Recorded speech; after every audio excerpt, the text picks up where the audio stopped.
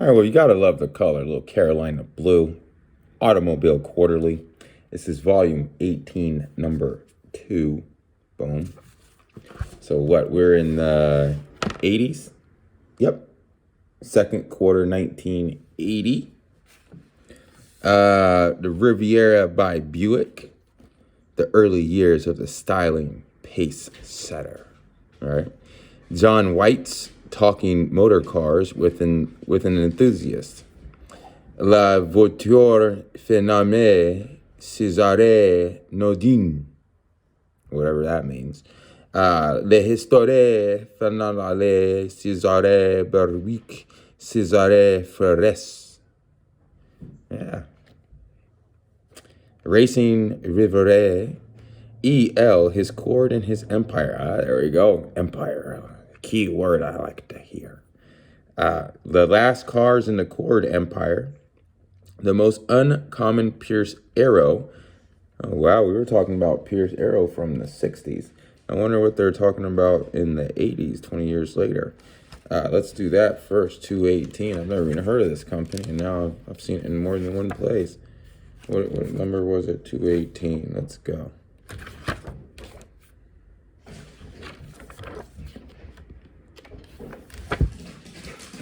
Where are you going? Get off me. I'm trying to work here. Here, this is what I'm talking to.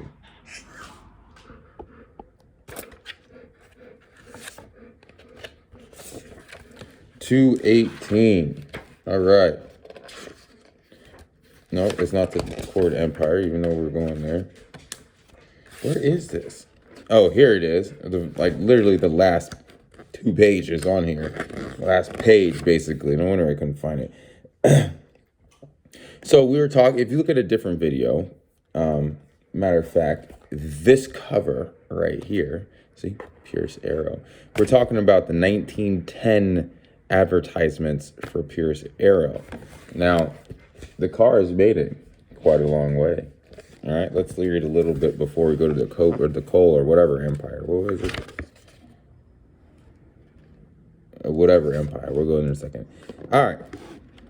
Some time ago in the summer of 1977, our good friend, the restorer Stanley Wilkerson, called. He just wanted to let us know that his shop was finishing up what he believed to be quite an unusual vehicle, and asked if we'd like to see the car before it was shipped home to its proud owner. We did. Most any Pierce Arrow is worth a second look, and this particular car was especially unique because of its body style and for the fact that it was still owned by the same man who purchased it in 1919. All right, so I guess they didn't last very long. This is in the 80s, but the car is still from 1919, so 10 years after the advertisements that we were looking before.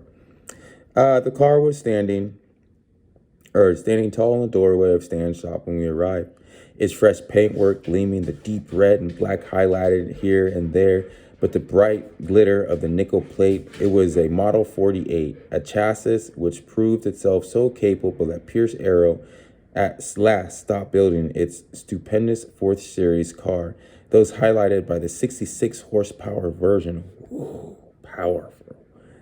Both the 66 and the 48 were all made of the finest materials, as many automobiles in the world, and as expensive. It is unlikely that they completed Model 48s cost less than $6,400. Chassis prices alone began around $52 and rose to over $8,000. The greatest difference, said Pierce Arrow of the new car, is the change from 2 valves to 4 valves per cylinder. Chief Engineer David Ferguson had found that the multiple valves, smaller and lighter than the more common 2-valve setup, were in every way superior, permitting high volumetric efficiency with exceptional silence. The valves were 1.5 inch in diameter instead of 3 inches, had there just been 2. All right. Well, this is a sexy car. If you want to read more about that story, make sure that you either Google it or here it is, the most uncommon Pierce Arrow. The story is written by, photographed and written by Stan Grayson. I'll show you a couple pictures. Yeah, this is a nice sleek car. You see, I like it right here. I mean, you're not going very fast, so I wouldn't put it on the freeway, but, a nice Sunday stroll around the park, right? Something like that. Now let's go. Here's some rich people. There's some nice, well, kind of. We got it in the bushes. Oh, by the airplane. Ooh, ooh, ooh. Hold on, I'll show you what I'm talking about.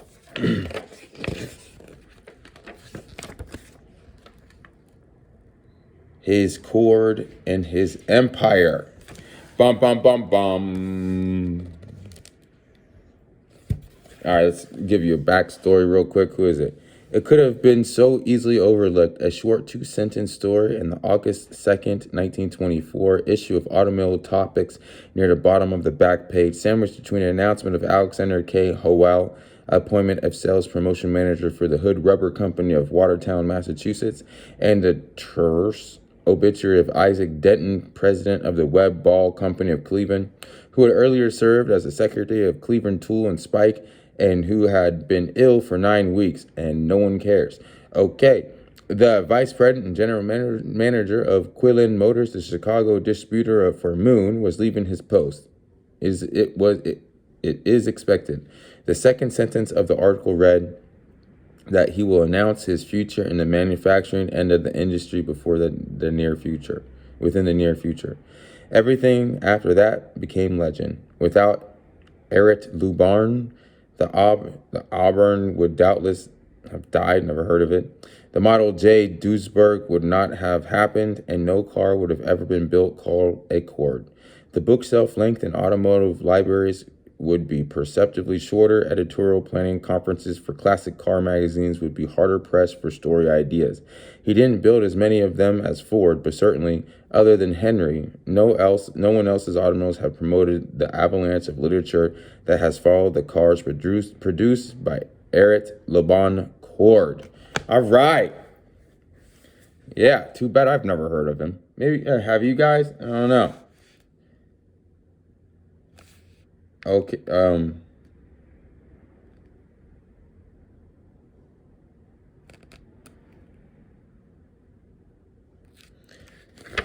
we don't have time. I'm already, like, we're basically done. But I did see something I saw before, the Ruxton. No, it's just a story. But what is a Cord? Let me show you. The last cars in the Cord Empire. Boom. That is what we're talking about. That nice, sleek car right there. That's really nice. I like it. It's like Hollywood. Yeah, it's the same one right here. And then, you got to go to the farm. Just because, people that on the farm had them. Out in Iowa, I guess. I don't know. They could have probably, in my eyes, they could have maybe picked better backdrops. You know what I'm saying? Instead of like the dead foliage over here, and kind of the glare. But this was in the '80s. Maybe this is what was in. All right. Look, I like the airplane. Boom.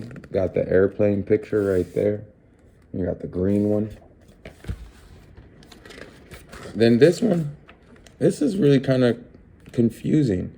I don't get the whole, okay, I understand this one, with the statue. You look like you're really in some money. But I don't understand the one with the, by the cornfield. I don't really understand that, right? Like, who in their right mind was like, you know what? I think the best picture in the world is let's have this car next to corn. Right? I just don't understand that picture. I get this, right? It kind of looks like you're rich, you're in the mansion, but what are we doing next to the corn, man? Are we farmers that have this nice fancy car, like the Bentley of the days? I guess that's who was rich, was the farmers. They had all the money, right? Like I understand these pictures. I got the little race car. Boom. We got a couple seconds left. Let me hurry up. And then boom, I get this one too, right? That's a nice picture. And that one's kind of nice. It doesn't have any TVs in it like we got today, but it's still nice.